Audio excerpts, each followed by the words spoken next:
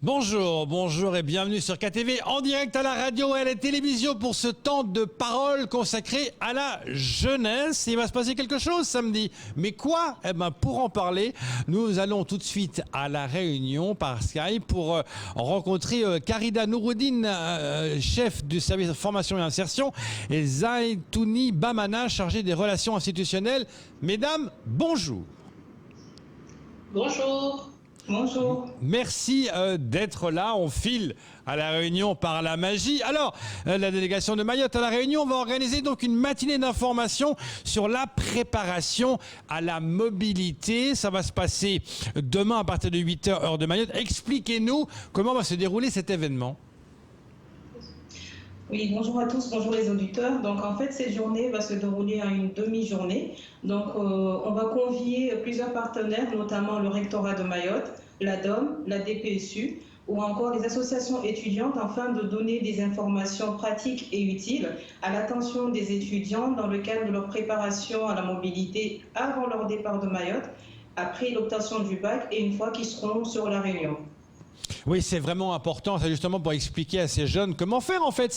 Le but, c'est ça, pour pas que pour qu'ils savent où aller, quoi faire, comment, c'est important pour eux. Hein. Alors, en fait, ce qu'il faut savoir justement, c'est que pour que les étudiants, les futurs étudiants puissent connaître les démarches à faire avant l'obtention de leur bac et après l'obtention de leur bac, et puis surtout de connaître et d'identifier les différents partenaires auxquels ils auront à déposer des dossiers ou à demander un accompagnement. Kamar. Alors, ma question, Zaitouni et Karida, elle est simple. On sait qu'il y a eu un délai qui a été mis en place par l'Éducation nationale concernant le Parcoursup. Est-ce que l'étudiant qui va venir à La Réunion, quand il commence à faire ses démarches, c'est celui qui va en métropole? Est-ce qu'il y a une différence? Est-ce qu'à La Réunion, c'est plutôt une démarche plutôt facile que celui qui va partir pour des études, par exemple, en métropole? En fait, on peut dire que la démarche reste la même aussi bien pour les étudiants qui vont à La Réunion qu'en métropole, mais c'est vrai que nous, notre spécificité, peut-être, c'est par rapport à la dimension du territoire, à la proximité par rapport à Mayotte. Mais en tout cas, les démarches restent les mêmes. Donc le Parcoursup, le jeune doit faire sa demande, donc ça a été clôturé le 8 avril. Donc là, en fait, ce qui reste à faire, c'est tout ce qui est des démarches pour le dossier social étudiant, dont je rappelle et vraiment je précise que la date de clôture, la date limite, c'est le 15 mai. Donc, c'est vraiment, les démarches restent les mêmes, que ce soit pour la métropole et pour la Réunion.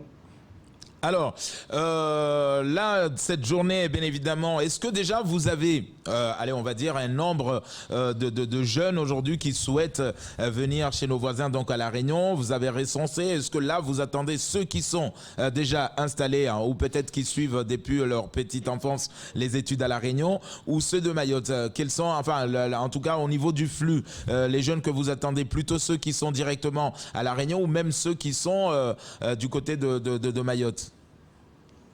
Alors, on sait que dans les années précédentes, on accueillait à peu près, chiffre du rectorat, à peu près 1100 étudiants par an. Mais bien entendu, les chiffres évoluent en fonction des années.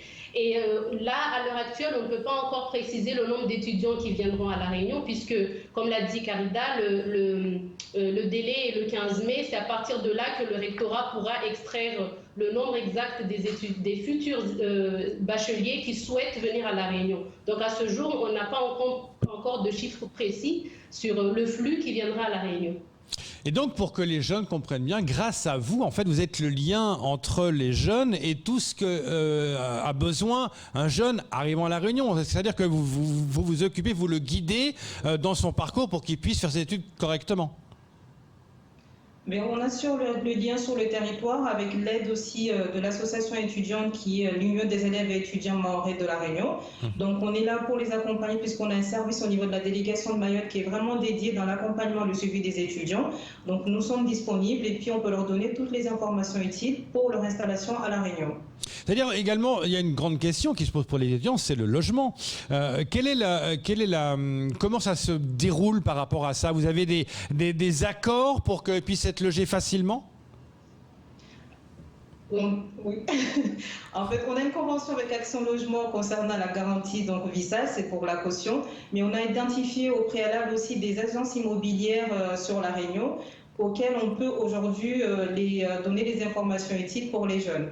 Alors, ce qu'il faut savoir aussi, je compléterai par rapport au logement, c'est que par rapport à cette problématique, on a signé une convention aussi avec le CROUS de La Réunion pour justement faciliter l'accès au logement des étudiants. Bien entendu, on sait que au CROUS, il n'y a pas assez de place pour tout le monde.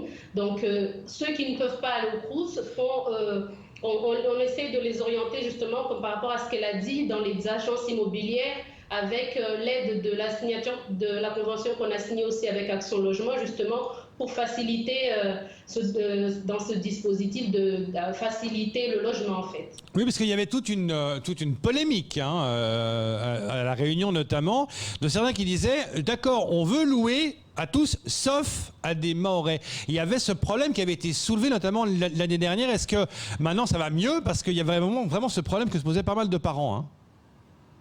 Alors, la problématique est générale, elle n'est pas spécifique à La Réunion, mais c'est vrai que beaucoup de bailleurs refusaient le cautionnement d'un parent à l'extérieur du territoire. Et justement, par rapport à ça, nous, on a pu solutionner une part du problème avec la convention signée avec Action Logement sur le dispositif qu'ils appellent la garantie visale. Justement, il y aura Action Logement lors de cette journée qui expliquera en détail qu'est-ce que la garantie visale et comment l'étudiant peut en bénéficier. Kamar. Alors, on a aussi cette problématique, Karida Zaitouni, de ces étudiants des fois qui se plaignent d'avoir des retards au niveau de leur bourse et tout ça. Est-ce que là aussi vous anticipez pour qu'il n'y ait pas justement ce malaise? Parce que là, quand vous occupez en tout cas de ces jeunes qui vont devoir arriver, là vous occupez de l'installation, donc on sait qu'il y a le logement, le jeune arrive, il prend ses marques avant la rentrée. Et puis il fait sa rentrée tranquillement, mais au niveau des versements, des bourses, est-ce que ça aussi vous anticipez par rapport aujourd'hui au département pour qu'il n'y ait pas ce malaise en plein milieu de l'année par exemple? Donc en fait, le département a ouvert son site depuis le mois de mars. Donc la clôture, c'est le 21 octobre. Donc moi, ce que je peux dire, c'est qu'aujourd'hui, c'est charge à l'étudiant de venir nous voir, de se rapprocher de la délégation. Et après, on travaille en étroite collaboration avec nos collègues de Mayotte afin de pouvoir aider l'étudiant à compléter le dossier. Oui, parce qu'il est important aussi, c'est que vous suivez l'étudiant. Hein. Ça, c'est les délais. Parce que souvent, il y a des délais d'ouverture de la plateforme et de clôture. Donc nous, justement, l'idée, c'est qu'on puisse donner l'information à l'étudiant et aux familles, parce que je précise, la matinée est ouverte aux futurs étudiants, mais surtout aux familles, parce que souvent, on se rend compte que les familles ne sont peut-être pas renseignées sur les démarches. Donc l'idée d'avoir les deux publics et de pouvoir accompagner, que le parent ou la famille puisse accompagner le jeune pour faire ces démarches dans les délais. Et justement, une fois que toutes ces démarches sont faites, que l'étudiant est arrivé, qu'il a un logement, qu'il continue à faire ses études, est-ce que vous le suivez également pour pas qu'il soit tout d'un coup seul, livré à lui-même à La Réunion où il connaît peut-être personne? Oui, on est là pour les suivre. Donc, on a à la fin de la matinée, nos coordonnées seront disponibles aussi bien pour les étudiants. Et c'est vrai que cette journée permettra aussi à ces primo-arrivants de mieux nous connaître, de connaître les missions de la délégation et de nous identifier sur le terrain. Alors, Karida, derrière vous est marqué promouvoir Mayotte à La Réunion et dans l'océan Indien. Qu'est-ce que la délégation, à part suivre ses étudiants, bien évidemment, la démarche administrative et puis le côté humain, donc d'entourer un peu ses étudiants pour ne pas, comme disait Léo, se sentir seul du côté de La Réunion. Qu'est-ce que la délégation fait de plus pour promouvoir justement Mayotte et à La Réunion et dans l'océan Indien?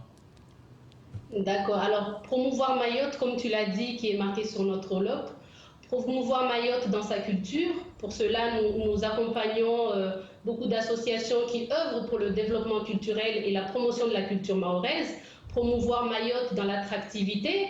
Donc, nous accompagnons aussi tous les étudiants. On sait que, par exemple, dans le domaine social ou des personnes du médico-social, on essaye d'accompagner les étudiants qui sont ici à l'IRTS dans le domaine social pour qu'ils viennent s'installer à Mayotte parce qu'on sait qu'on est dans le besoin. promouvoir Mayotte aussi dans des différents partenariats que nous faisons avec les institutions de la Réunion afin justement de permettre les bons échanges, les bonnes pratiques professionnelles entre la Réunion et Mayotte, toujours dans l'objectif d'ancrer Mayotte dans son environnement régional, parce que c'est une mission principale qui nous a été assignée, donc promouvoir Mayotte et ancrer Mayotte dans son environnement régional à travers toutes ces thématiques, je dirais, de l'attractivité, de la culture, de la formation, de l'insertion professionnelle, de la mobilité régionale et internationale. Donc nous intervenons dans plusieurs missions, pas forcément que la formation et l'insertion des jeunes, bien entendu.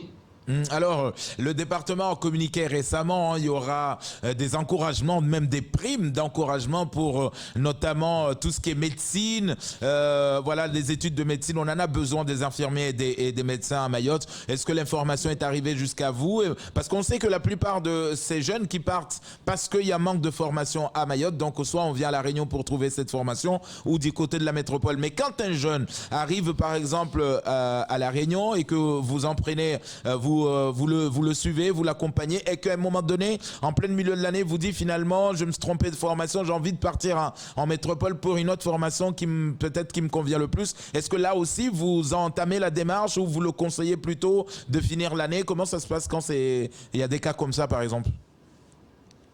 En fait, on travaille aussi en étroite collaboration avec l'Université de La Réunion, qui a un service aussi d'orientation, mais aussi bien le CRIF de La Réunion, afin de pouvoir au mieux orienter les jeunes qui souhaiteraient aujourd'hui changer de filière en plein milieu de l'année scolaire. C'est vrai qu'aussi, on doit faire aussi un travail en amont à Mayotte au niveau de l'orientation. Et ce travail-là, on le fait avec le GIP Cariforef, mais aussi le SAIO. Mais néanmoins, si le jeune, une fois qu'il est arrivé à La Réunion, qui souhaiterait changer de filière, nous sommes disponibles pour pouvoir l'accompagner au mieux, pour qu'il puisse trouver sa voie. Donc on rappelle que c'est samedi, à partir de 8h, que les jeunes peuvent avoir cette matinée d'information. Comment peut faire le jeune aujourd'hui pour s'inscrire, pour pouvoir participer à ça demain? Alors, pour pouvoir s'inscrire, il suffit, toutes les informations sont sur notre page Facebook de la délégation de Mayotte à La Réunion. Sinon, vous pouvez envoyer un mail à délégation-de-mayotte@gmail.com ou sinon, si vous avez besoin d'informations complémentaires, appelez au 02 62 30 18 18. Bien et ça dure toute la matinée? Toutes les informations nécessaires et il y a un lien justement pour pouvoir s'inscrire. Et ce qu'il faut savoir, c'est que la journée sera sur une plateforme Zoom, mais aussi elle sera en direct live sur notre page Facebook. D'accord. Et ça va durer combien de temps? C'est toute la journée, la matinée? Comment ça se passe? En fait, ça commence de 8h à 11h, heure de Mayotte, et à La Réunion de 9h à midi. C'est juste une matinée. D'accord, une matinée d'échange et de pouvoir après savoir de quoi il en retourne. Camar. Oui, alors pour finir peut-être juste avec une petite touche d'humour. Alors on sait que à la délégation de Mayotte à Paris également fait énormément de travail sur le terrain. Est-ce que finalement vous travaillez ensemble? Est-ce que vous êtes logés aux mêmes enseignes? Parce qu'on est parti voir quand même la délégation de Mayotte à Paris. C'est un beau bâtiment. Est-ce que vous avez le même bâtiment? Bien entendu, Camar, nous travaillons en étroite collaboration avec nos collègues de Paris. D'ailleurs, ça se passe très bien. Alors, si on est logé à la même ancienne, je dirais oui, parce qu'on a de très beaux locaux. D'ailleurs, je vous inviterai à venir quand vous passerez à La Réunion, n'hésitez pas. Oui, on n'a pas les 4 ou je ne sais pas combien d'étages ils ont, mais on a de très beaux locaux aussi. C'est les questions de Camar, toujours comme ça. Merci beaucoup d'être venu ce matin par la magie de la Skypeisation. Et très bonne journée à vous. Et on encourage les jeunes à participer à cette réunion demain. Merci beaucoup. Merci à vous. Oh, c'est beau ça encore. Oh, merci à vous, c'est beau, merci. C'est tout pour ce temps de parole. Tout de suite, la suite de vos programmes.